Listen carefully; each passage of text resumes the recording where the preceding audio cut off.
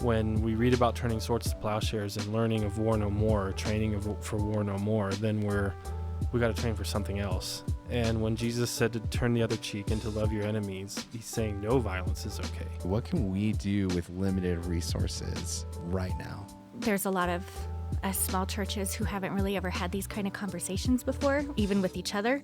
Let's enter this with nuance, that there isn't a one-size-fits-all solution. How many of us are willing to make those kind of sacrifices? Welcome to Parish, a video podcast that celebrates, equips, and focuses on small churches and why they matter so much. We believe small churches are uniquely positioned to integrate in their communities and engage issues in ways only small churches can. I'm your host, Kanan Hurst, and this is episode 11, God, Guns, and Nonviolence. I want to give a content warning. This episode discusses topics of gun violence and suicide. Welcome to Parish Podcast. Hannah and Mike Martin are here with us today. Hannah is the Associate Pastor of Children at Beth-El Mennonite Church in Colorado Springs. Mike is former youth and young adult pastor at Beth-El, the founder and executive director of RAWtools, which is an organization that turns guns into garden tools, literally, in order to disarm hearts, forge peace, and cultivate justice. He's also the co-author of Beating Guns, Hope for People Who Are Weary of Violence. And you wrote that with Shane Claiborne back in 2019. Thank you so much for being on. Thanks for having us. Yeah, it's great to be here. Yeah, I'm really, really excited to have you on. Let's talk first. Hannah, why don't you start with who you are, kind of your journey in ministry, and how you ended up in a small church? Sure, yeah. So we've been a part of Beth-El. We moved to Colorado Springs after we got married, and he told me he wanted to visit a Mennonite church. I grew up Mennonite, so He it's just grew not up out of the Mennonite. blue. Yeah, but- I didn't know anything outside of his relatives from Iowa, what a Mennonite was, and we fell in love with Beth-El, and of course he applied to be the youth pastor there and ended up taking that role. And I was in education. I was a teacher for several years before becoming a mom, and then just had the opportunity. I've always been involved at my church. I love children, so would always volunteer in various capacities. And then the opportunity came up to possibly apply to be a pastor, which was very intimidating and scary. But I just thought, if it's meant to happen, it's meant to happen. And all of a sudden, the more I started thinking about it, all of these people just started showing up on my doorstep or calling me, telling me, hey, we really think you'd be good at this. You need to go ahead and apply. So I just thought I'd go through the process, and if it was meant to be, it would happen. And sure enough, so I've been at Beth-El as an associate pastor for just over a year. September was my 1-year anniversary. I absolutely love it. I love being a part of a small congregation, one that I've been a part of for 13 years. Yeah, Wow. almost a little over that. Yep. Yeah. That's awesome. So, yeah. Great. And Mike, what about you? Yeah, I grew up Mennonite, but attended a non-denominational space most of my youth. So it was kind of Mennonite family, but non-denominational corporate space growing up, and went to college here in Denver at Colorado Christian University. And one of my professors asked about my Anabaptist kind of roots and kind of pushed me to explore that to see if that's where I wanted to reconnect and kind of grow out of it. And I definitely did. And after college, I didn't play guitar, so it was hard to find a youth pastor spot. That's like, I'm not musical at all. So it took a while. And my family had attended this church when we applied, and they let me know it was open.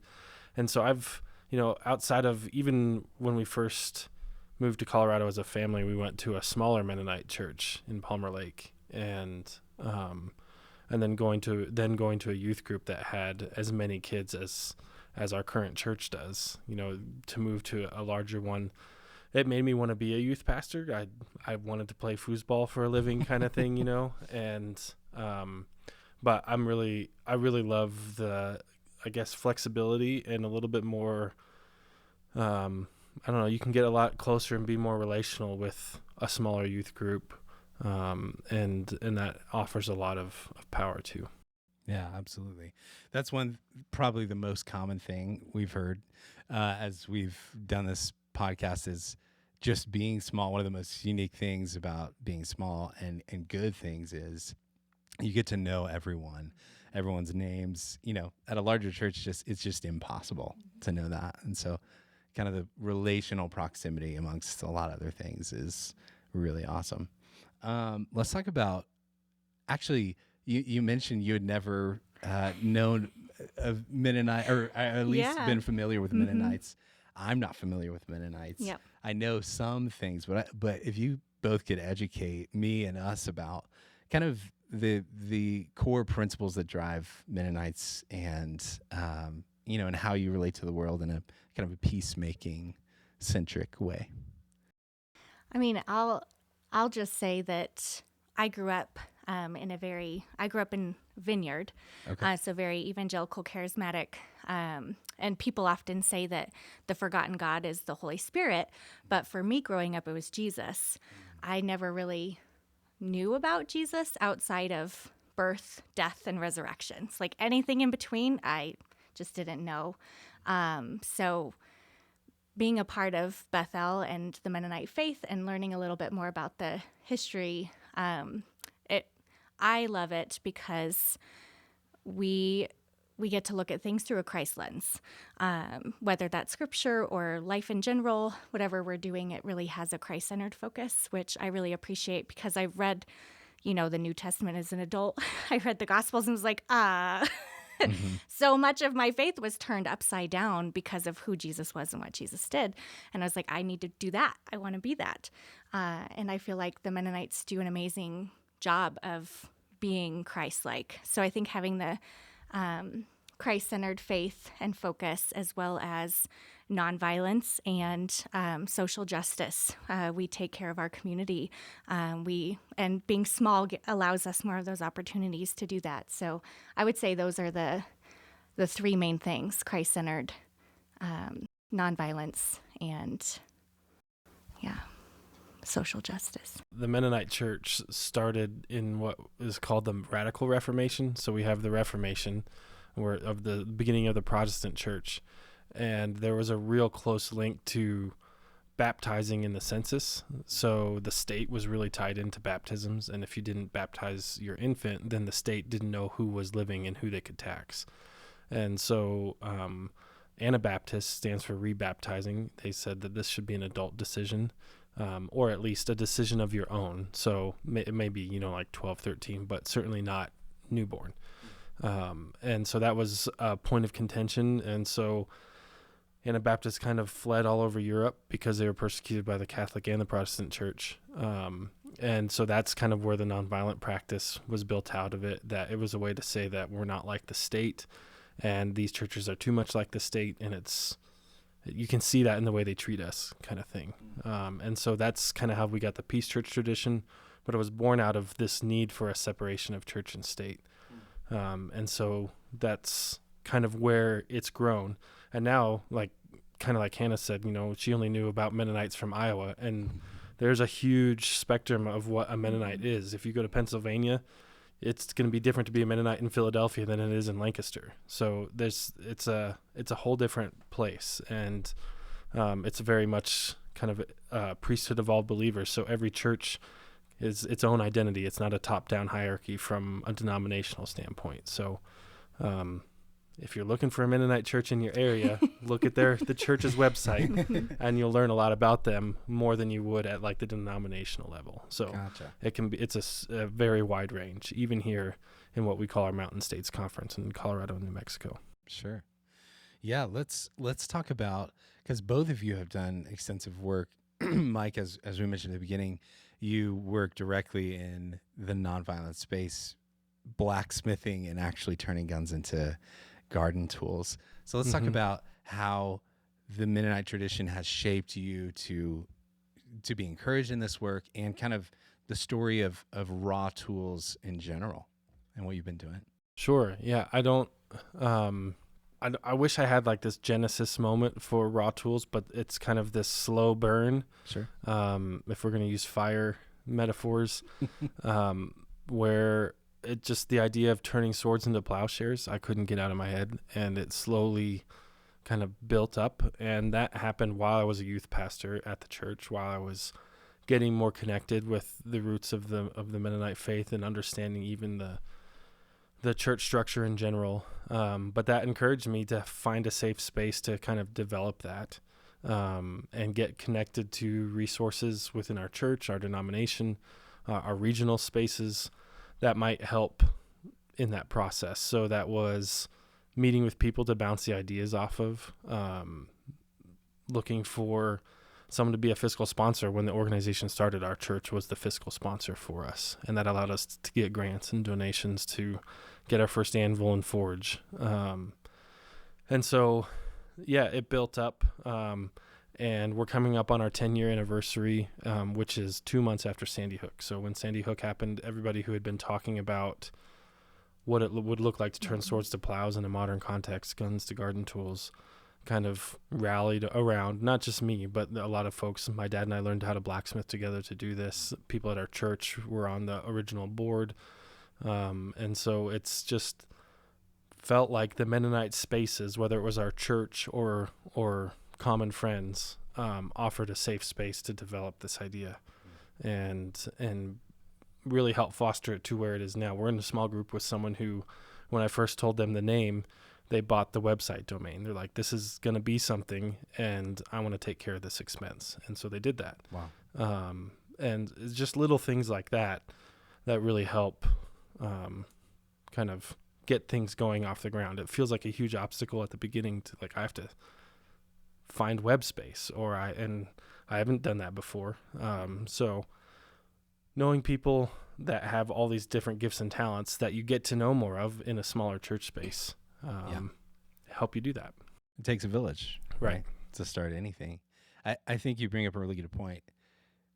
We, right now, in this like currency of influence that the world is, kind of becoming in the digital space, like we don't like to say that there wasn't a Genesis moment or some kind of radical, crazy, moment where you decided to do this and it became a movement and everything.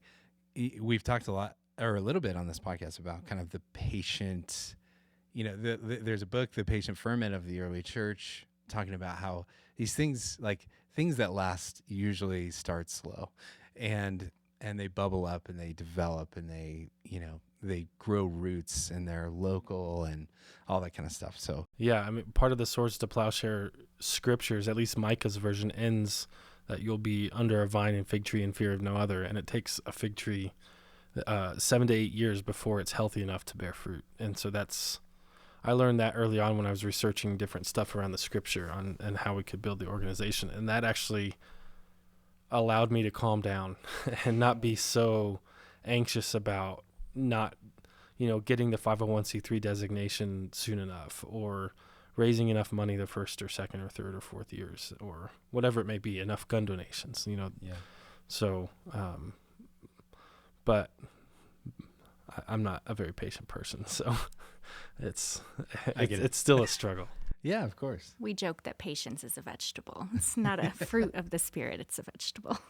Maybe broccoli. Yeah, no, exactly. Yeah. That's so good.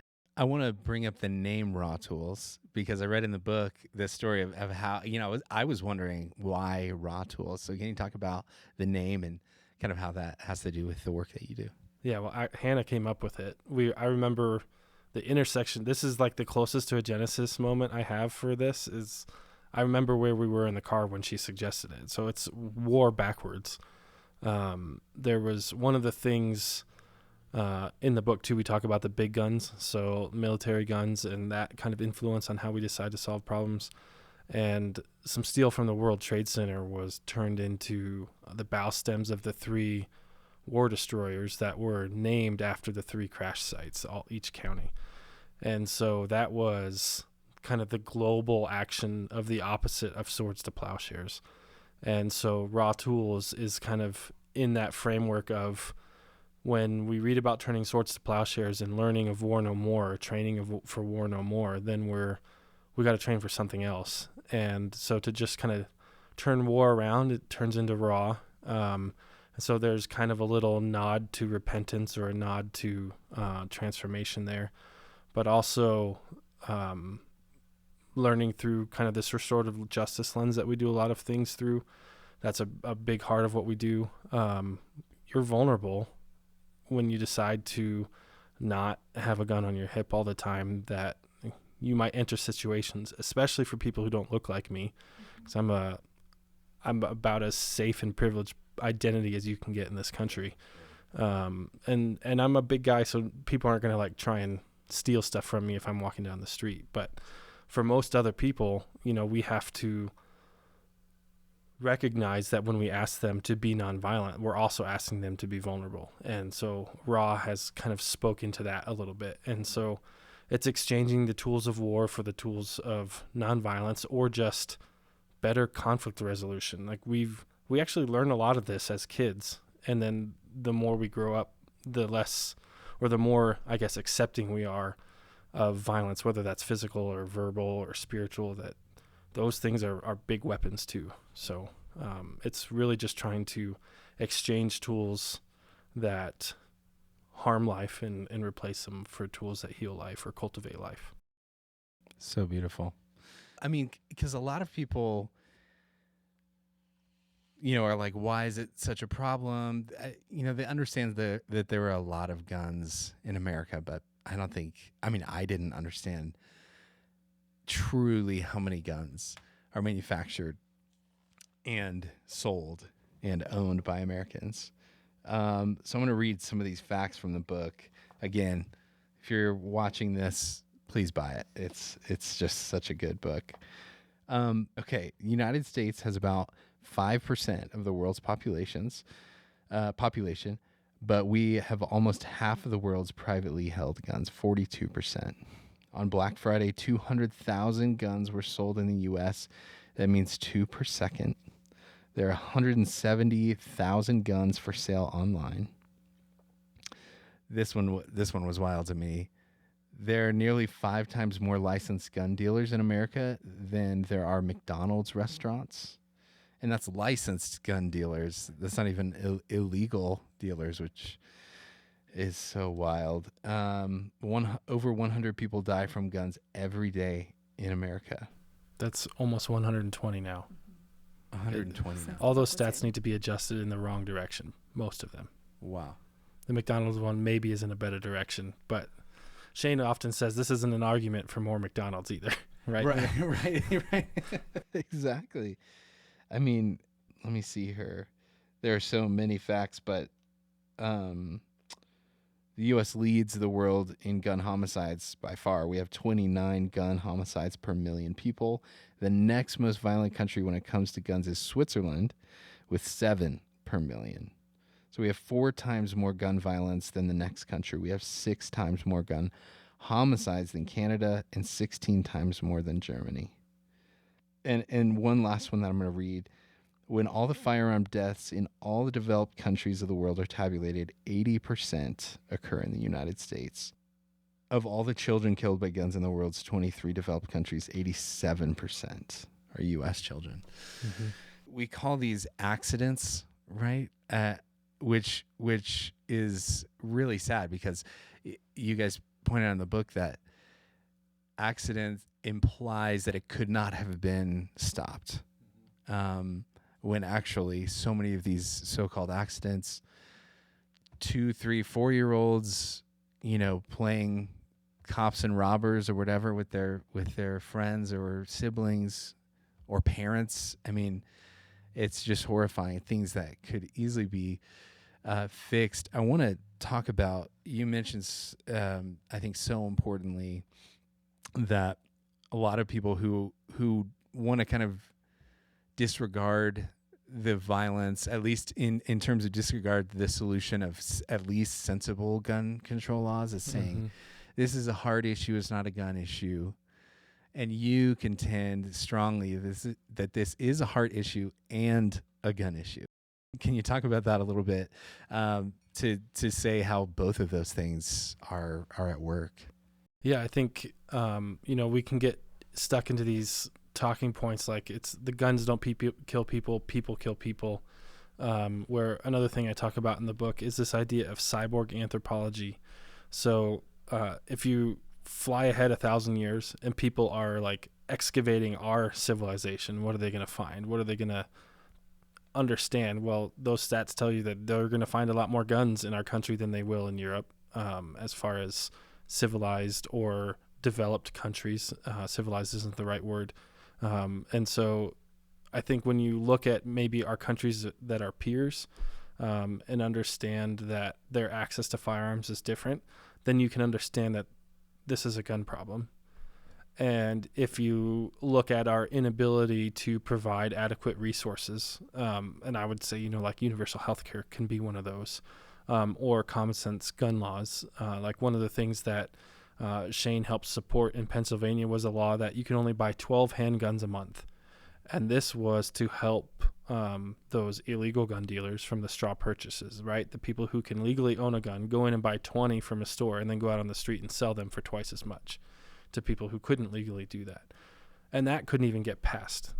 And most responsible gun owners understand that they don't need to buy 12 handguns a month, and it's going to have zero effect on them. But it will drastically decrease the amount of firearms getting into people who have already demonstrated violence. And so it's just hard. Or even to say that if you've been convicted of domestic abuse, then you probably shouldn't be allowed to own a firearm. And so we can have targeted legislation that does help this situation, that says, you made a bad choice, and this is you're not going to be able to own a firearm anymore, but you can have full access to everything else, like the right to vote or whatever it is. And so coming up with not just creative legislation that talks about it as a gun problem, but then also the community resources like having access to fresh food or medical care or mental health first aid. That's a big deal too. So if you don't believe it's a gun problem and you think it's a heart problem, then fund the counselors in your schools. If you don't believe it's a heart problem but you think it's a gun problem, then team up with your legislators, because we all believe it's something. So then get passionate and fund and get in solidarity with those things that you think need to happen. Don't stop funding arts and other things in schools that allow students an outlet to process. So there's a lot of different things at play here, but also like let's work together on this. Right. Regardless of where you fall, don't disinvest in this, because yes, like there is violence as a whole is a heart problem. It's a sin problem. And then gun, and so I think that's so good. It's don't use that as an excuse not to find ways to bring healing to the situation. Yeah. You bring up the response after 9/11. And I was just recently watching, there's a documentary series on Netflix called Turning Point, I think is what it's called. Turning Point, the War on Terror. And I mean, when that happened, I was in 5th grade. So it was hard to understand anything about what was happening. There was just a lot of anger, confusion, fear, things like that. And I remember in watching this, there was a congresswoman on who she ended up being the only person when a bill was introduced, to basically allow the executive branch to engage in military activities without the permission from Congress. She was the only one who got on the floor and said, I know we're all really angry, because it happened days after, and I know we're all really angry. Let's lament. Let's weep. Let's allow ourselves to be frustrated.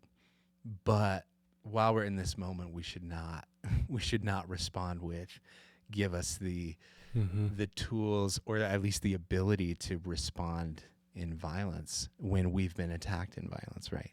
And I think she said she got 60,000 emails and half were death threats. Yes.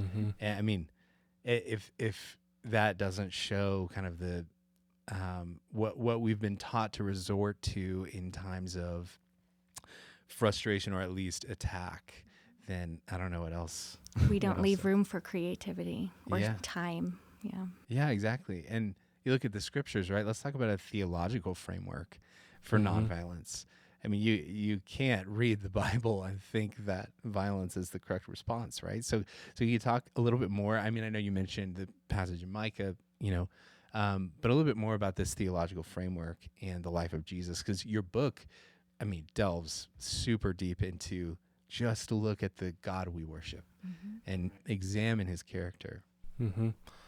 Yeah, well, actually, we just finished a curriculum that I helped co-write with Mennonite Central Committee, which is kind of like a disaster and social justice response arm of a lot of Anabaptist denominations. It doesn't really officially affiliate with one of them, but it's kind of a resource for every one of them. And it's called Fear Not, and it's creating a plan to active violence. So we were asked by churches who have a nonviolent ethic but say, how do we respond if a shooter comes into our church? What are the options there? And really, up until a few years ago, it was always kind of run, hide, fight, or fight, flight, or freeze. Those are the things we're used to. And so we go through some new things. There's an acronym called ALICE that gives you nonlinear options, depending on where you're at, how to respond to that. But it all comes down to the C in ALICE is confront. So, okay, now the person with the gun, or the person, it's not always a gun, right? Mass shootings get a huge part of our news media cycle, but they're a very small percentage of gun violence. So when we're thinking about it, how does a church respond to active violence? It's more likely to show up in the form of abuse, usually by somebody within the church. It's less likely someone outside the church to come in. So we need to find a spot for that. And so in this, it's a 12-week curriculum, and within it, we try and say, let's start at the beginning. Look at some of, it's written from an Anabaptist perspective, so there's some kind of martyrs of the faith that lived this way back while the Radical Reformation was happening. But then bring it into our current context to say Mennonites are also, very ethnically white European people. And so that doesn't mean that there isn't diversity within the Mennonite church, but when we put out this position, we also have to be aware of the context that we're doing this. So if we're asking people in a downtown or urban area to get rid of their guns, then we also better be in solidarity with them. We better be living in that neighborhood. We shouldn't just show up, do a gun buyback, and leave, or something like that, right? That's not what we're saying. We're saying we need to be aware of what it means if we're a church full of male leadership asking women in our church to be nonviolent or to respond in this way, that the dynamic is different for everybody when they're faced with that confrontation, and to give people options. So I think that's part of it. And to say that I think one of the things that choosing to use a gun for self-defense does is it kind of knocks down the imagination a little bit for others. Once you have that gun on your hip, or you know that an usher is armed, then it kind of brings that what I would say is a false sense of safety. We know that where there are more guns, there's more gun violence. And what that really means is there's more lethality, because guns they're doing what they're designed to do, where other things used in their place aren't necessarily always designed to kill people, but they are for helping people. And so one of my favorite piece in that curriculum is being creative. For instance, one of the examples is a man goes up to a checkpoint in Israel in Bethlehem, and there's some Israelite soldiers talking to some Palestinian teens and children, and they're having an altercation there, and that can often lead to violence. One group has guns, the other doesn't, and this guy walks up and he pulls this unicorn out of his pocket, and he just starts doing this skit exactly like what is being done. Like he's just re-saying what everybody's saying in front, but he's got a unicorn. And so all of a sudden, but the unicorn is playing the part of the person with a gun. And so it kind of flips the script on everything. And the soldiers kind of just give up and leave, and they stop intimidating these kids. So little things like that, where otherwise, if you have a gun on your hip, you might try something else that just brings it to a whole nother space. And so it's really just trying to examine our options. Yeah, it can be, who has an eye on the door, where are the vulnerable spots. It's good to be aware of that, but let's also not sacrifice our faith for this. I've heard of churches who rearrange their sanctuary so they're more in the round, so more people have eyes on the doors, and they've also found that it enhances their worship experience together. So let's think about both of those things at the same time. Let's not harden our churches so that people can't get in. Like, let's not lock the doors when the service starts. But also know that we're vulnerable. And at some point we have to say we believe in the resurrection or we don't. And that's like a giant leap theologically to say that right away. But it's also to say that, death isn't the end. And that's a big part of our faith. So let's live a little into that. Amen. Hannah, I want to talk about you. You are in such a unique space in that you are an expert on this and you work with children, which is so important and something we don't talk about a lot. And it's such a big problem. So many parents, with the weight of gun violence and injustice in general, a lot of parents, especially parents of privilege, have no idea how to speak to their kids about it. So you have some unique experiences. I really want to hear this. And I think a lot of people are going to glean a lot from just how do we teach our kids about this and teach parents to teach their kids about it? Well, I think the first thing to remove is the stigma or the fear that when we talk about it, that we're bringing fear into children. I think there are appropriate ways to have conversations. I love to be uncomfortable. I think it's a good space to be in. When we're uncomfortable, we grow. And so I think it's important that children see that vulnerability in parents, and that we can have some of those conversations. And like this last summer, I wrote our curriculum for our Kids Summer Workshop, which is our church's VBS, and we did Jesus Brings the Peace. And like what you said, is using the theological background of, this is who we follow, this is what we believe, so how do we do that? And so we did just that with our kids. So being able to have a day where we did being at peace with creation, seeing the way that God and Jesus takes care of our planet, what we can do too. Doing self-care was day 2, being at peace with ourselves. So seeing that, Jesus knew when to step away. Jesus knew when to be alone and when to have rest. Jesus also did so much with food. There was so much around food. And I think that's really important to think about, is the fellowship as a part of self-care, and being at peace with yourself and those around you. But the 2 biggest ones that we talked about was problems that is something we can take care of ourselves. And we looked at, the Pharisees throwing stones. And, in today, if we see a situation like that, who would do that? Who would stand up in between them and just start drawing in the sand? And so seeing that that's something Jesus did all alone by himself, but it was something that made them drop their stones and walk away. And so seeing that Jesus gave us tools right then and there on ways we get to be creative by ourselves, and de-escalate violence. And then, of course, we talked about when things are just so big, we can't tackle them ourselves, how we can be with each other. And so we talked about the paralytic who was brought by his friends to Jesus, and they tore down the roof of the house. So we talked about being the friends to see the need, working together. Not one of them could carry their friend by themselves, but they brought peace to this man. But we also looked at the perspective of the homeowner.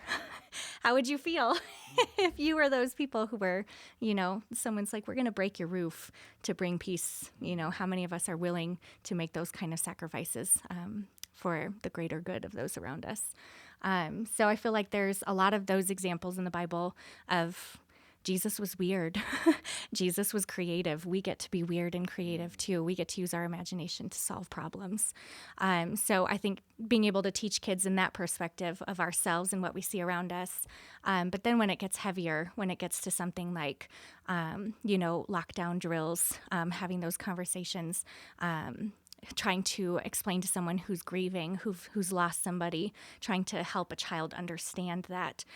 I think it's really valuable to just use common language and just to talk about, these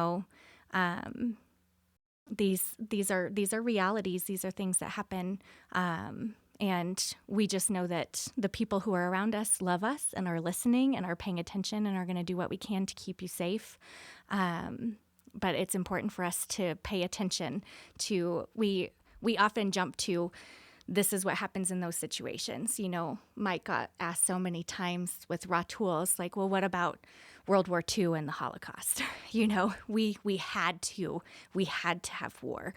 And I think we forget as adults, and also when we're speaking to children, that that's not where the conversation starts. There were so many red flags. There's so many things we can see prior to these big violent events. And so it's being able to use our voice to change the narrative, to step in before those things happen, use our creativity, if that makes sense. Absolutely makes sense. And when you brought up drawing in the sand, it doesn't take any money. It doesn't cost any money to stand in between people and draw in the sand and say, you who are without sin, cast the first stone, you know. Well, and it's beautiful, too, to give the kids the opportunity, like, this is what Jesus did. So here's a real situation. If you're on the playground and you see a kid getting bullied, what's your creative idea? And then hearing all of these aha moments and these beautiful minds working of, oh my goodness, I would tell them a joke. I would step in and tell them a joke, or I would go and just see if that person's okay, or I would distract them. I would start talking to them or asking them questions, or say, how are you feeling? What I can tell that you're red in the face and you're making big motions with your hands. This is telling me you're angry. Are you angry?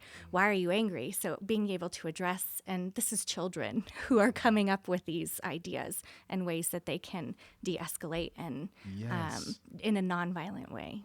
I mean, you and Shane talk about this in the book, that people who have been doing, older people who have been doing things for 30 years often just lack the ability to think of a new way to do it. And kids are coming, I mean, and there's also a reason Jesus says, become like a child. Right. You have to become like a child. Creativity, love, faith, all of those things, but in coming up with solutions, I think that's just so beautiful. Why are we not listening to our kids? I'm going to quote you, Mike, from your book. I hope you're ready for it. You say, when I think about the least of these suffering because of gun violence, I think of my own 2 children. How can I not? And why would I not want to offer myself to be transformed in such a way by a fire that refines me in my neighborhood, moving us toward gardens instead of shooting ranges? Can you talk about that a little bit? And just through this conversation with kids, I mean, you've got your own. And so you're thinking about their future, right? Yeah, I always tell people that I won the lottery as far as this recent pandemic that we all went through, because our kids are when it started, second grade and pre-K. And so I'm married to a primary teacher who would then become a pastor, who's like just stepped into her zone. And but part of that is watching, like with the Kid Summer Workshop that she did, she integrated restorative practices, how to have a dialogue with people, to these kids. And really, I think that's a huge part of it, that, like you say, you know, when we've been doing something for 30 years, we've kind of been acclimated or assimilated into a systemic structure that says certain kinds of violence are okay. And when Jesus said to turn the other cheek and to love your enemies, he's saying no violence is okay.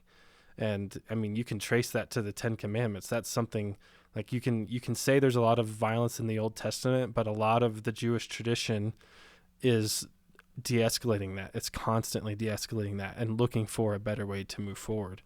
And so to see or to learn how to have these skills and dialogue when you're a third grader, so that you can talk about whatever it is. It doesn't even have to be conflict. But then when conflict happens, you already have this familiar space of, we pass a talking piece around a circle, and whoever has that talking piece speaks.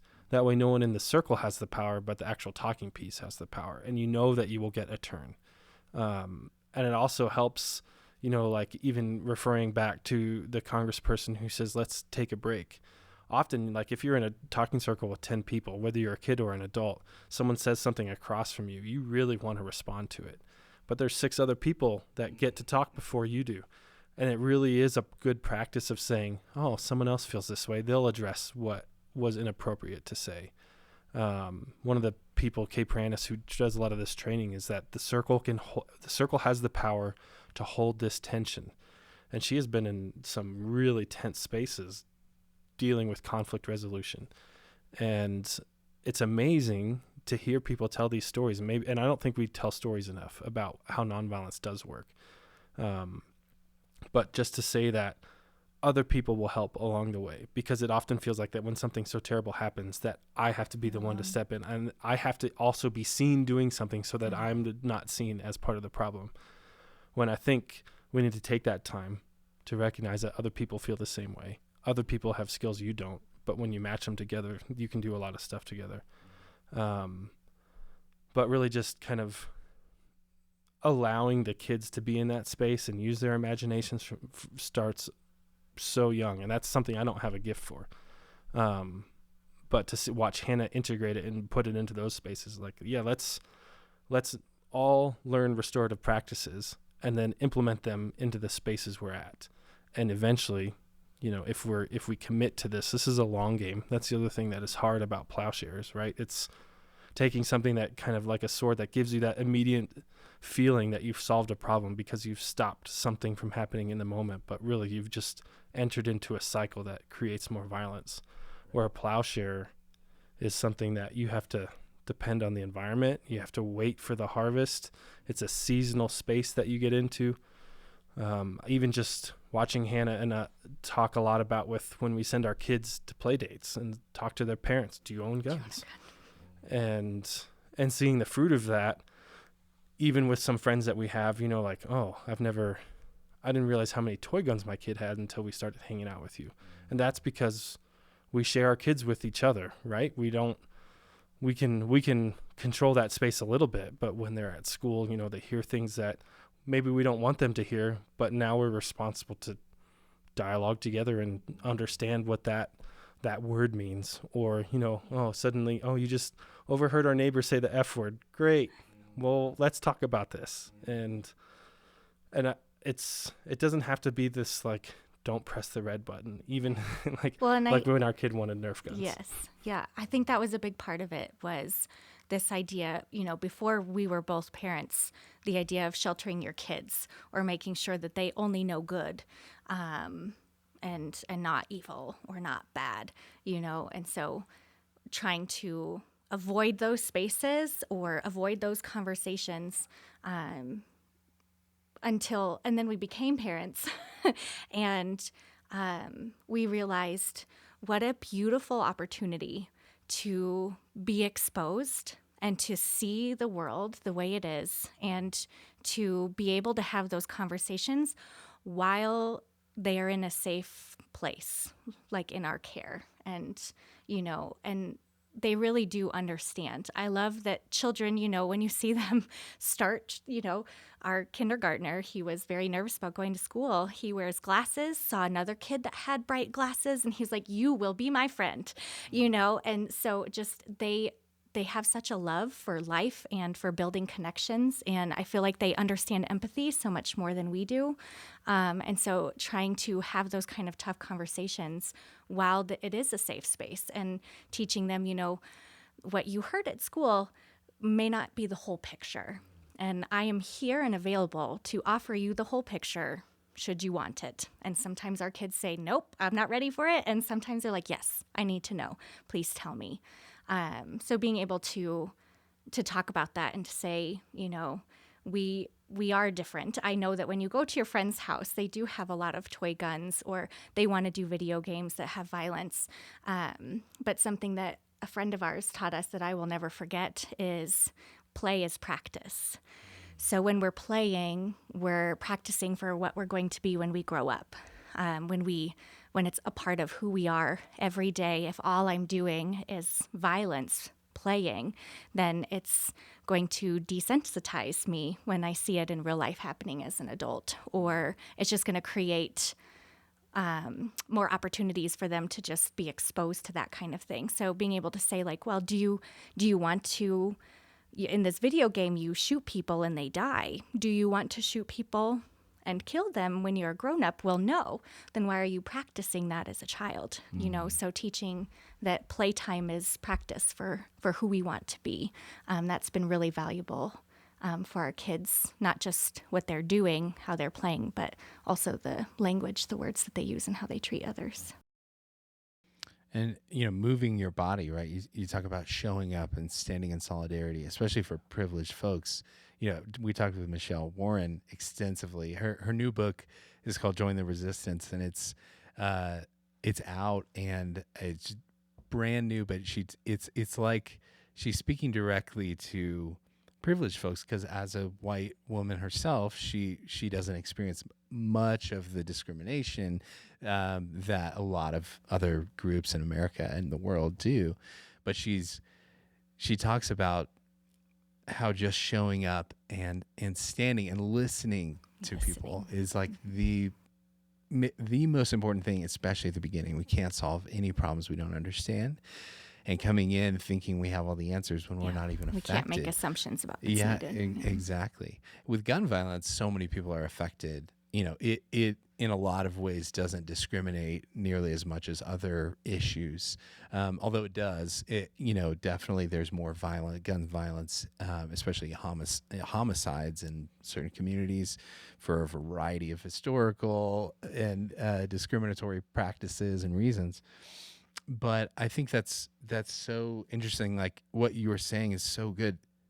Maybe the best thing that we can do is, instead of shielding our kids' eyes from anything bad, saying this is the reality and here's displaying the correct response. Here's tools to help you. Right. A non-anxious response, a response of love, a response of self-sacrifice, all of those good things.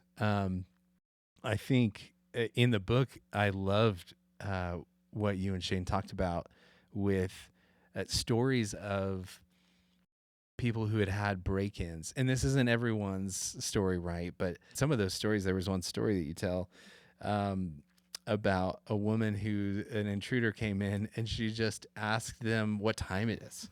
Because he was expecting they're either going to fight or they're going to flight, And she just said, what time is it? And it disarmed, it was so disarming to him. He just left, right? Or actually, was it that story that she ended up talking to him while he was trying to figure out what time it was, and ended up making him a meal. I mean, what the most beautiful story of de-escalation, one of them that I've ever heard. So that's just one example of, you don't have to have a gun. In fact, having a gun, according to the statistics that you talk about in the book, does not guarantee any more that you will be safe from any kind of attack than any other method. Right. Yeah, it's 3 times more likely that a gun in the home will be used against someone who lives or frequents that home often than it will be used against an intruder, that's the reason you buy the gun. That's the number one reason to buy a gun, is for self-defense. So, and then that goes up the more marginalized of a person you are, or you could also say the less privileged you are, the more at risk you are. So women are 3 to 5 times more likely than men to be looking down the barrel of that gun. People of color, LGBTQ, the more you identify down that marginalized space, the more likely that gun is to be used against you. So you can talk about safe storage. That's important too. So often, like even as someone who doesn't want anyone to own a gun, like I understand the impact that safe storage can have. Let's get it stored safe and continue the conversation, right? Like let's not alienate someone because they want to own a gun or that they already own a gun, but let's allow this conversation to continue and say, hey, if it's loaded on your nightstand and there's kids in the home, this is not a good thing. Let's get you, like a smart safe that allows you to get to it quickly if you need to. But also let's still say, like, is this really what you want? Because we often don't talk about the trauma on the person who pulls the trigger. Even if they are legally justified to do so, you're still harming and most likely taking someone's life. So that needs to be talked about more, that doesn't matter how just we are. I mean, we see that with moral injury with a lot of veterans coming back, at people who have seen combat, that even if the war was considered just and legal, there's still some moral injury that they're dealing with. And we're learning more about that, right? That's something we don't know everything about. But a lot of the trauma of gun violence is also part of the person who pulls the trigger. And, I think that's part of what Jesus is talking about, right? Like, when you love your enemies, you're trying to understand the trauma in their life. What led them to act this way? One of the things Hannah often says is, there's no bad guys, but there are bad choices. And what choices did other people make that turned this person or brought trauma to their lives that made them feel like violence is their only option left? Maybe the systemic parts of their neighborhood, like where Shane lives, it's easier to get a gun than it is to get fresh food. So what are the systemic structures that encourage or push us towards violence? Right. And really kind of just stifle our imagination, because we aren't giving our imagination a chance. I want to bring up suicide is something that is an incredibly complex and traumatic thing for those who survive attempted suicides, the families and friends left in the aftermath. Let's talk about the realities of gun-related suicides as opposed to other attempted-related suicides. I remember you talked in the book, 2/3 of all gun deaths in America are suicide-related.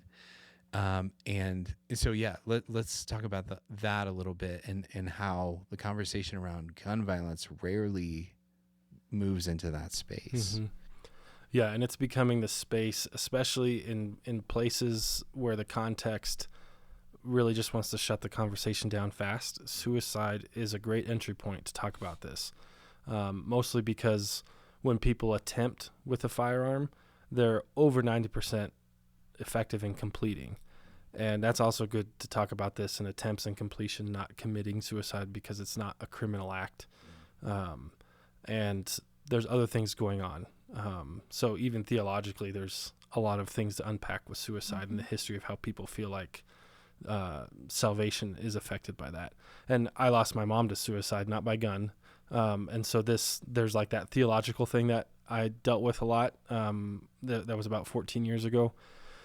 But with firearms, it's the number one choice method for and I'll talk about them all as methods, but we know we're talking about firearms as one of them. And it's by far the most effective. The next most effective method in completing is only 50%. And then after that, there's some other methods, but the most common method is only 5 to 10% effective in completing. So you have a method that is 90% effective.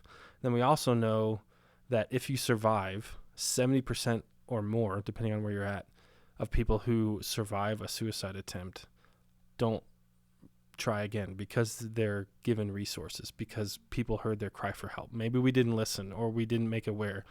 It's easy to feel guilty or feel responsible when someone attempts, like you could have always done more, and maybe that might be true, but we can make mental health first aid more a part of our life to help in these situations, or we can understand the impact of lethal means. That's a lot about, you might hear lethal means as the language that a lot of suicide prevention practitioners will tell you. So that could be prescription drugs in the house. It could be firearms. It could be whatever is in their context that they might be drawn to say, I just can't take this anymore.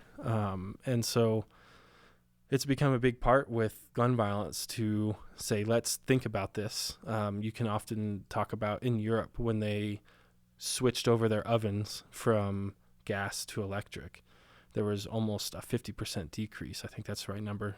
Don't quote me on that, on suicides in general, but lethality of suicide also plummeted dramatically. And so in Colorado, we have laws like extreme risk protection order or red flag laws where you can take legal action if someone isn't willing to give up their firearm and they're in a space of either harming themselves or another person.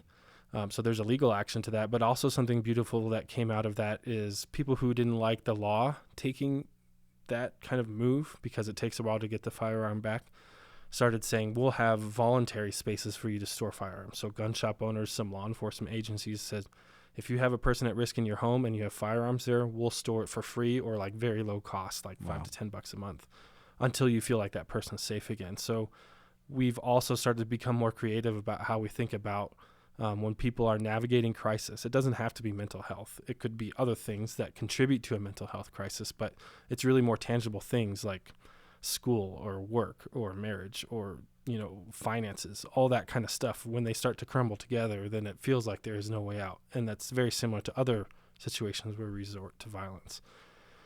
So, and I also tell a story in the book where when the first responders showed up to take my mom to the hospital, and she was still alive, but they wouldn't enter the home because there's a practice, and this is the right practice. I don't blame the first responders in this. They wouldn't enter the home until it was cleared of firearms, because at some point a first responder was injured. So that also shows another side of the impact of the saturation of guns in this country has also limited the ability of our first responders to respond to people in crisis. So there's a whole lot to unpack here about the problem of suicide and how firearms play a part in that. But to say that firearms being removed from those situations would have a huge effect on saving so many lives, because they're doing what they're designed to do. Yeah. The book is so good at just laying out the reality of the situation, which so many people don't know. We just hear of gun violence. We hear, and we hear of the mass shootings, which, like you said, are such a small number. I mean, they're horrifying, of course, and they're only made possible by weapons that can shoot 100 rounds a minute. Right. And I mean, people know that, and there's a huge debate about if those should be allowed and all of that. But when we're speaking about suicide, you have had to communicate this to some kids, right, who have experienced that in their homes. Could you give some advice for any parent or any family or any church leader who's looking to try to communicate this to kids? Yeah. That actually, it's hard. And again, using common language and being able to speak to kids, because they are not hypothetical thinkers. They are very logical, literal. You can't give them this sometimes happens, because they're going to take it as this always happens, and we're going to instill fear. So I am a big fan of children's books. I'm a little bit of a collector, but I love using children's books. I think adults can grow from them too. The most important thing is making sure that when you're having the conversation, that people are there who the child trusts, and that they're comfortable. So meeting in a new space they're not comfortable with isn't going to be helpful. Having snacks, having their favorite blanket or their stuffed animal. I do think a lot of times we miss that step of environment when we're having that conversation or explaining this is what's happened. So that's the first thing, I think, is making sure when you're going to have that conversation that the child is as comfortable as possible with no one that is new. And so sometimes that might not be you. So you can give those tools to the trusted adult that's going to be talking with them. But yeah, kind of like what Mike said, I really try to let children know, even when I was a substitute, in the whole day, if I just at once said this one thing, that was going to be it. It was going to be that there's no such thing as good guys and bad guys. I think a lot of times we have fantasized, that's Gotham City. That's not here. That just because you've made a bad choice, even if it's a terrible choice, does that mean that you've always made terrible choices? No. Does that mean you're always going to? No. There's always that redemption piece. So I try to let them know that, it wasn't bad people or good people. We don't know the difference even. So it's good to just get rid of that straight away. Not to explain to somebody that this happened because a bad guy came, or, those kind of things. It's just choices, and building that empathy of this person was upset. This person had a lot of anger or a lot of sadness, and it can create some of these, our emotions can cause us to have actions that not just affect us, but affect others. But yeah, so that's one of the big things. So environment, removing the idea that there was ever a bad person, as hard as that is, because it's really hard to see, anybody. We can pick out anybody and say that's a bad guy, but they're really not. And as Christ followers, we have to accept that and work hard to learn that. Yeah, we're all sinners, and Christ died for all of us. Yeah. And then the last thing I would just say is, especially if it's gun violence or just if it's death that's happened, just being very clear. You can't use metaphors or analogies. We have to use they died. We can't say that they went to sleep for a very long time. We need to be straightforward because, again, children are literal. So being able to tell somebody that, there was a bad choice that happened, or in some cases it's just they were very upset and they didn't have the tools that they needed to be able to handle it in a good way, and so they died. So you can skip a lot of the details. You don't have to say all the things, because you don't want to instill a fear that's unnecessary, but still being straightforward. And if they have questions, then you can explain what death is, and it depends on the ages. I had to do this with a preschooler, and so it just depends. And I think, so I think I said that was the last thing. But the last thing I would say is just know that they're not going to react the way you might expect them to.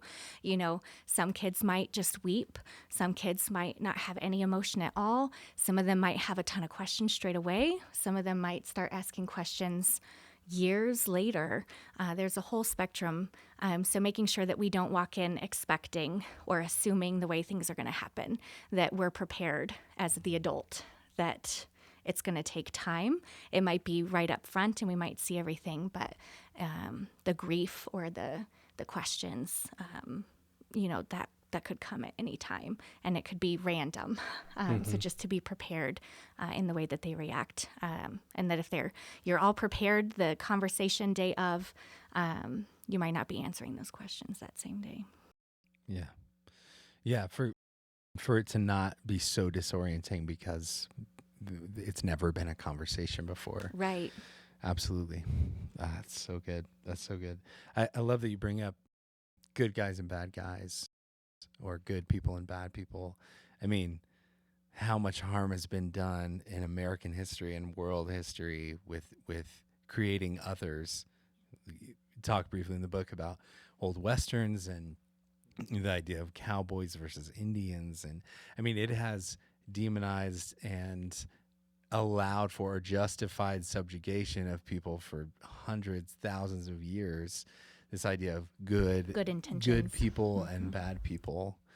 And so, when we say a bad guy came in, right, to a movie theater, and I mean, just in Aurora, then it's up to our kids to decide, or all of us to decide who's good and bad. And then we make those false assumptions a lot. And I mean, even going into police violence and all the unarmed killings of black men and women, just because of suspected deviance or whatever it is, and which is so horrifying. So if we're the ones determining, especially in a moment of fear, in a moment of tension, who's good and who's bad, we've seen what can and does happen, right?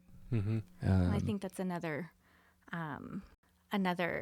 thing that we can take away from children is they don't know. when Sandy Hook had happened, I was a first grade teacher, and I was very close to a military base at the time. So about 90% of my kids were military, and we're just right across the street. And a lot of my sweet kiddos knew what happened. They had heard the news, and they weren't given the whole picture, because again, they see things or hear things. We need to create safe spaces for them to ask questions or for us to sit down and be able to explain some things. And so my kids didn't want to, it was computer day, which is a big deal, to go to the lab. They didn't want to leave the classroom. They were afraid. And they just started thinking about all the things they had seen on base, like army tanks and guns, and seeing that all of that is available. So they weren't looking at, this U.S. military as good guys, even though their family members, their parents are soldiers.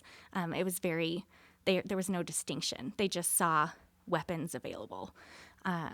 So being able to look at it the same way, teaching them this is a new way. We can still show respect, and again, not be thinking that, they're good or bad, that there's just choices that we can make, and we can advocate for the better choices or the third way. I think there's this need for justice when bad things happen, and we have relied so much on a kind of a punitive system, whether that's prison or death penalty or whatever it is. And from a theological perspective, we've heard a lot of victims of gun violence talk about survivors, talk about forgiveness, and that especially if they come from a faith space, whether Christian or not, forgiveness is often found in other places. It might not have the same name, but when people experience that kind of trauma, they might know that forgiveness is where they're going, but they all have a different timeline to get there. Some of the people who've been big inspirations to us in RAWtools got there in hours, and others got there in years. And both of those paces are okay, right? Mm-hmm. We need to recognize the trauma that we're dealing with, especially if we were present when it happened. There might be some survivor guilt there too. And that's a big part of these restorative practices, where forgiveness is never mentioned as a requirement when you're going into a confrontation or a conflict resolution space. However, it is a natural element of the process. And that has been so fascinating to me, that as people of faith, this is one of the things that started RAWtools. Is a Mennonite at Eastern Mennonite University is a big part, Howard Zara, of the restorative justice movement. And because of that, our local restorative justice practitioners in Colorado Springs hosted a restorative conference at our church. And that's when I heard this woman who went through the first, what is now called high impact dialogue, where she sat down with the person who killed her 3-year-old son 17 years earlier, who at the time was only 15 or 16. So you're talking about a teen who was then sentenced to life in prison without the opportunity parole. And that speaks to our need, yep, he took the life of a 3-year-old. We can't put him in the death penalty because he's a juvenile, but let's give him the next worst thing. He can't even have an opportunity to be a citizen again. And so she became this pioneer of this space. If you've read the book Just Mercy with Brian Stevenson, she was one of the people testifying at the Supreme Court that we can't be sentencing juveniles to life in prison without parole. They at least need a chance. Sure, they need to be there or whatever. Some sort of something has to happen to hold them accountable. So when we talk about no bad guys or there's bad choices, accountability is a big part of that. It's not just we think that abuse is okay and that you should just hang out with your abuser all the time because you need to seek forgiveness with them. That's not safe. That's not what we're saying. But that redemption and transformation and repentance all have accountability within that. We're not, one of the great things about when we hear in the Gospels about meeting with the person who harmed you, and then if that doesn't work, go to your peers or your church and say, let's meet with them again. And if that doesn't work, then we need to create a safe space for the person who received that harm, and that person needs to go find another place to heal and to be helped. And so I think there's a lot to be said about the trauma and the impact it has on our lives. Going back to suicide, it used to think that 6 people are affected by a suicide, and now it's over 100. So if we can communicate that 100 people care about that person, then that person might feel like they can be helped, or that they're needed, or that their impact in everyone else's life has a positive effect. So really becoming trauma informed is I know that's kind of like a cliche thing now. Oh, this is a trauma informed community. But we need to lean into that. We need to lean into and understand that there's people in our communities that are dealing with the trauma of gun violence, but it didn't make the news because it wasn't a mass shooting. And that the people who survived a mass shooting made the news, and then 2 weeks later, nobody cares about them. Everybody cared about them for 2 weeks, and then everybody left because there was another thing in the news cycle that took their place. So there's so many different dynamics to this, and there isn't an easy answer. And I think that's the beauty of the mystery of faith that allows us to hold that. Let's enter this with nuance, that there isn't a one-size-fits-all solution, and that we need to understand our context. Maybe it's suicide, maybe it's domestic violence, maybe it's police violence, but all of those intersections of gun violence have a different solution. Yeah, and as a small church with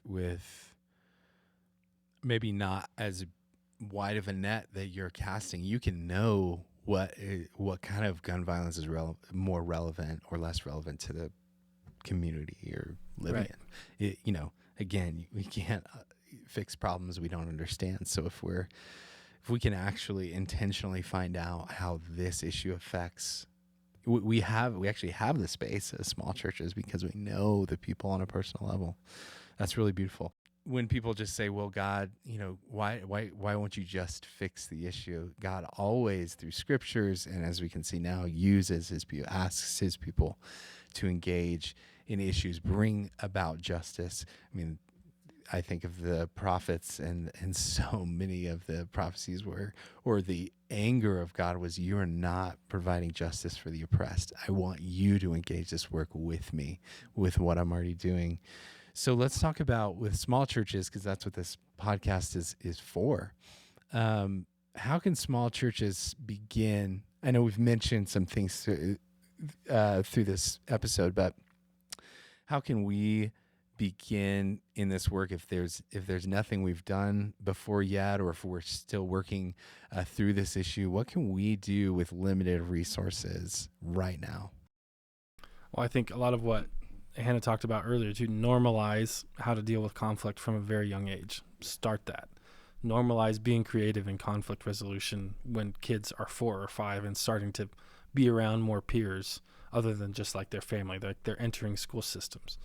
And then, from a RAWtools perspective, we have a national network of volunteers that are often connected to faith communities and churches, and often smaller churches, where, if someone wants to donate a gun to us outside of the state, it has to be disabled and cut into pieces and scrapped so it can be mailed to us, because then it's not a firearm anymore. And the best way that we do that is we have volunteers that meet in church parking lots that cut up guns that people don't want anymore. And that has been such a beautiful way that I hear so many stories of pastors who are like, wow, we didn't know that this was in our community. And for whatever reason, certain pockets of the country get more active in this, and you start connecting with a community you didn't know of before. So if you reach out to us and you want to donate the gun, I find the closest volunteer to you, often right in your city. We have over 100 that will meet you in a parking lot to cut up your firearms.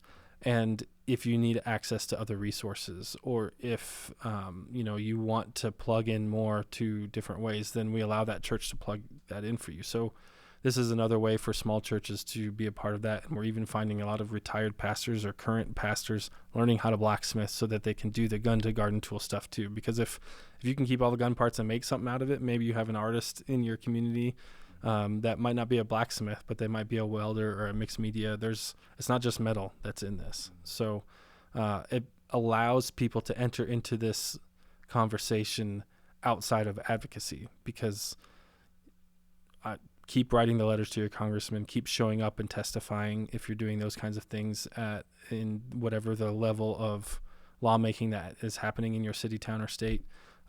But also, let's be churches that say we're places where guns get turned into plowshares, and it doesn't matter how big you are, you can do that. It's not a large investment. And often, sometimes we have grant opportunities where we'll buy the saw for you to cut it up so that you can be available to your community. Cool. That's awesome. I was going to say, there's a lot of small churches who haven't really ever had these kind of conversations before, even with each other. So I think Rachel Held Evans said, if you're looking for something specific in the Bible, you're going to find it. If you're looking for peace, you're going to find peace. If you're looking for violence, you're going to find violence. If you're looking for love or hate, you're going to find it. So I think it's valuable for us to, small churches are in a unique space where we get to have those deep conversations, and we get to have them more often, and get to know each other a little bit more. So being able to look at Scripture and to, see when, Jesus tells them, get up your swords. That gets used so many times against the idea of nonviolence. Jesus is telling us to arm ourselves. And so I think being able to dive into texts like that and to have a conversation of this is what it meant. This is what Jesus was saying. This is who he was speaking to at the time. This is what can we take from this? So I think that's really important, you can't really do a lot of the work without the tools. And one of those tools is letting your faith drive that, especially as a congregation. So I think that would be a big step, just to even talk about it and have the uncomfortable conversations. And then, of course, like what you said about neighborhood churches where people can walk, you're also in a space where you can take care of that direct community. You're going to be able to see the things that are impacting in a positive or a negative way, and you want to be a part of that positive role. So finding ways of what's unique to our location. What's a way that we can be peacemakers? Is it building a community garden and making sure that people have access to free produce, or a clothing closet, or hosting RAWtools, or whatever that's going to look like? What is a way that we are going to be able to bring the kingdom here and now, and bring the fruits that's going to be different than what we often expect or think we can handle? There are small things that we can be doing that make a big impact. One of the pastors who hosted us for a gun to garden tool transformation said he had no idea how many people had been impacted by gun violence in his congregation until at the end we invite everybody to go around the forge and anvil, and if anyone's been impacted by gun violence, to pick up the hammer and help us make a tool. And he kept seeing his congregants, because there were people there not from his church, pick up the hammer. And we also hear that the best prevention is postvention. So whether that's suicide or any other form of gun violence, how we respond afterwards can make a huge impact on if we enter into the kind of this victim offender cycle where we start hurting other people.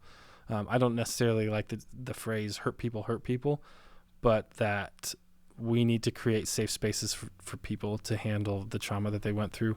And if that's finding unique ways to allow people to express the pain that they've been in their church, it doesn't have to be a gun to garden tool demonstration. There are other ways. Even just talking about gun violence, right? Holding a dialogue circle where you can pass the talking piece and say, yes, I've been affected. I don't want to talk about it right now, but I'll just let you know I've been affected. And part of those dialogue circles is there's no force. You don't have to say anything. But to allow that space can create a lot of healing in your community. And that's the small group within a small church can do that. It doesn't have to be, as a part of the main service or anything, right? There's often the kind of the lifeblood of a lot of small churches are the small groups within that church, right? How we connect with each other on a more intimate level and find that safe space within your church, whether you're in the lay leadership or the pastor yourself, or you help organize a small group. Like, you can foster safe spaces for people to have these conversations, and that's just as important as cutting up a gun in your right. Parking lot. Right. And to be clear, it's not necessarily that y'all are advocating let's just get rid of all the guns in America, although I wouldn't be mad if that happened. None of us would be mad if that happened. Right. But that at the very least there are these sensible gun control laws. That was shocking to me to hear that sometimes up to 80% of NRA members are supportive of. Yeah. Right. These sensible, background checks. I mean, these things that are so simple, that makes so much sense, but it's the loudest 3% of gun owners, or less even, that are the loudest voice. Right. As with anything on the spectrum, the loudest voices are always the extreme. And it goes back to the conversation on suicide. Often people say, like, well, if they don't use a gun, they'll use something else.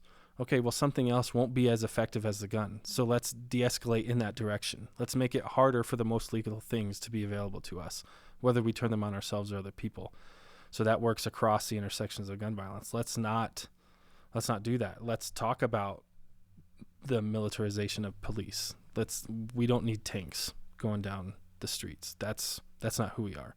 The LA School District has militarized their police. They have their own police within a school district. And so there's these conversations we have to talk about to say, do we want this to be a part of how we solve problems? Or do we want people to live as we solve these problems and work this out together? And really it comes down to that lethal means. And guns are that unique piece in America compared to other developed countries that we don't like. They have mental health issues over there, but they don't have access to guns like we do. Yeah, absolutely. People who are advocating or want peace or sensible gun laws, I mean, we just need to speak up, right? Yeah.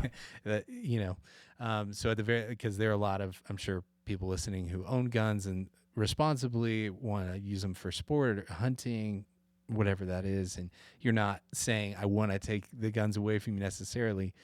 But the truth is, in Scripture, that they will beat their swords into plowshares and their spears into pruning hooks. I mean, why are we not doing that more? Yeah. Another thing Shane often says, like if we're called to turn swords into plowshares, let's not make more work for ourselves later. Let's stop making the swords so that we don't have to do so much of that later. Or, I'm a firm believer that, when Jesus taught us to pray and ended it on earth as it is in heaven, he's not making space for us to wait until, the second coming or whatever eschatology looks like for us, that it's going to be, we need to be at work now, right? The kingdom is here, but not yet. So let's act like the kingdom's here and rejoice when it is. And I think, that's the biggest. Getting involved in gun violence work has taken me out of kind of like this sheltered Christian bubble and into a world that needs creativity, it needs solidarity, and it becomes plain really quick. This is not a one-size-fits-all solution. And really I think it's really important to say that, 5 to 10% of gun owners are members of the NRA. So gun owners are not a monolith either. And it's really easy to when we get stuck into those kind of popular talking points, we also get stuck into creating that monolith of the other and dehumanizing them. And then we just get pulled further down that path. So most of the people around us are okay with having these sensible conversations. Yeah. I'm just quoting you a lot because there are so many good quotes in this book. But you say the kingdom is a gun-free zone full of soft targets, and Jesus calls it blessed. And the soft targets argument is often made by people who say, but we don't want to be a bunch of soft targets if we can't defend ourselves.